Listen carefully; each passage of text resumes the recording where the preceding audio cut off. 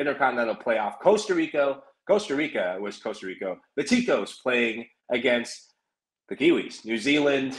This is a really interesting matchup. If you thought that Peru were the favorites going in this one, Costa Rica have to be the heavy favorites. The CONCACAF nation going up against the Kiwi nation. And, Jimmy, what do you see in this matchup? Costa Rica not really starting well in their CONCACAF, World Cup qualifying, and then ending with an emphatic result against the U.S. Although it was the B team for Costa Rica, the U.S. doing a little bit of game management, but they really have a golden opportunity on their hands against New Zealand. Yeah, what's interesting is that was the one game I thought of qualifying against the U.S., the last one where the U.S. had already qualified, where Costa Rica played their younger players. And I think that the fans have been clamoring for that for a while because they've been relying on some of their older guys for a long time with Borges and Brian Ruiz in particular. And they're ready for their younger generation to step up. And the younger generation looked pretty good against the U.S., albeit, as you mentioned, a B team that had already qualified. So the intensity level was a little bit different. But not only did they beat the U.S. in the last game of World Cup qualifying, they won 4 straight, which included beating Canada as well. So what they're very good at is as being stout defensively, which really sets up well for trying to win a game of this magnitude, where you have to not give up chances and you have to maximize the ones that you get. And Costa Rica, I thought, were one of the better teams in all of CONCACAF to do that because they didn't create a lot of chances. But yet here they find themselves 90 minutes away from booking their ticket and $12 million, by the way, to go to their federation. Now, they just had a couple of Nations League games and they did well in those. Joel Campbell scored. He's a confidence guy up top. So him scoring goals is important. He'll be starting this one against the Kiwis. Keylor Navas is back in the team. He didn't play in the Nations League games, but he's here. And anytime he's in goal, if Navas is in goal, you always have a chance. Yeah. And I can't emphasize that enough. Now, Chris Wood has scored 33 goals for the Kiwis in 67 caps. That's a pretty good rate of return. Like once every 2 games, they need him to step up and score. So that's a cool battle to watch, Chris Wood versus Keylor Navas. So this is going to be fun. This is going to be a good game. I expect it to kind of have the same type of feel as what we saw today between Peru and Australia, where who wants to really stick their neck out there and maybe try to make something? I mean, you're hopeful that something will fall your way and you can take advantage of it, but that's different than actually going out there and taking the initiative and playing on the front foot. And I'm curious because not only were, all of us watching Australia, Peru, so were Costa Rica and New Zealand. I mean, they can see, the coaches can see, hey, this is where Peru made mistakes. Let's not be Peru today. Or, hey, this is how Australia didn't take advantage of. Let's not be us. I would do that if I was on the coaching staff of either one of these countries. So again, as much as people maybe were sleeping on Australia, you can't do the same, or you can't do the same thing with New Zealand. They've got players that'll go out there and fight and are going to make it very difficult. They have a talisman up top in Chris Wood who can score goals.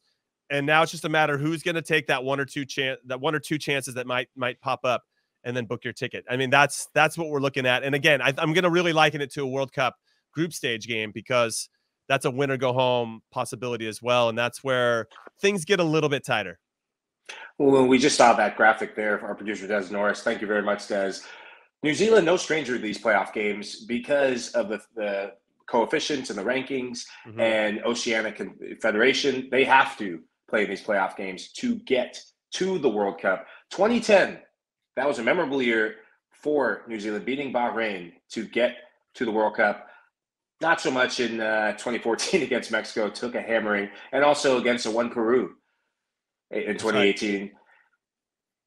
How does this stack up? How is this matchup different from some of those previous teams they've seen? Is it kind of less of a powerhouse name and that gives them a chance, or how do they match up against Costa Rica? Outside of Keylor Navas, what does New Zealand do well? Well, I think what they have is similar to what we saw from Australia. Some of these intangibles, and this is going to sound kind of cheesy, but in the team spirit, right? I mean, there's something about having a collective understanding of how you want to move. And I guess I'm trying to decide, and anybody that wants to chime in the comments or hit us up at Qué Golazo Pod on Twitter, or Lahoud, I want you to get your thoughts too. I don't actually know which team is the favorite and which one is the underdog. Now, I'm sure the bookies have Costa Rica. My guess is that Costa Rica is the slight favorite here.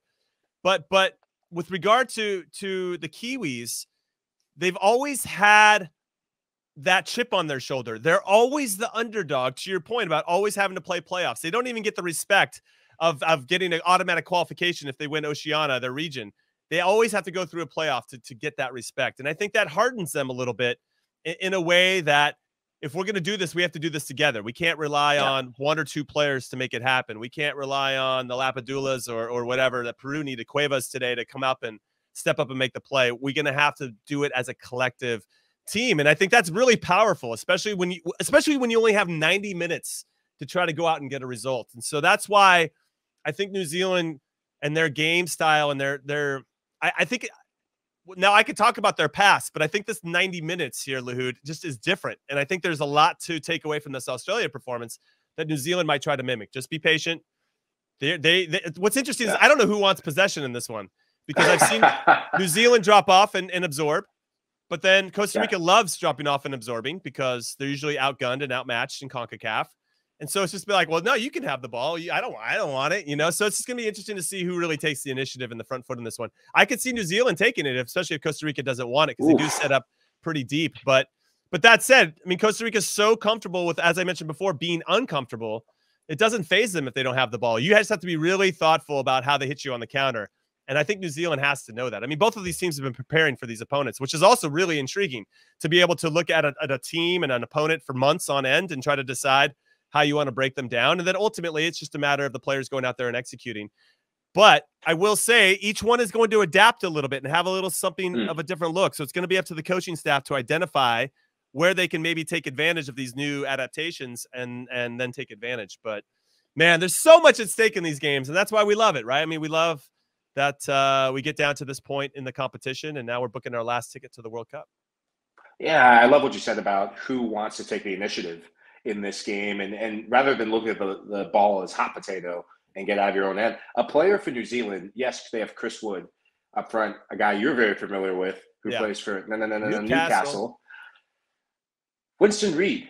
Sometimes I forget he plays for the New Zealand national team. Sometimes I forget he plays football at all. I know. He's, as a former center back, Jimmy, how important is he going to be? He hasn't played a competitive match. I think he played one competitive match in the last year, maybe two, for New Zealand. Hasn't played competitive football since leaving mutual contract termination from West Ham United. How important is he going to be against Costa Rica? Because Joel Campbell, on his day, if he's confident, as you said, he can be a handful.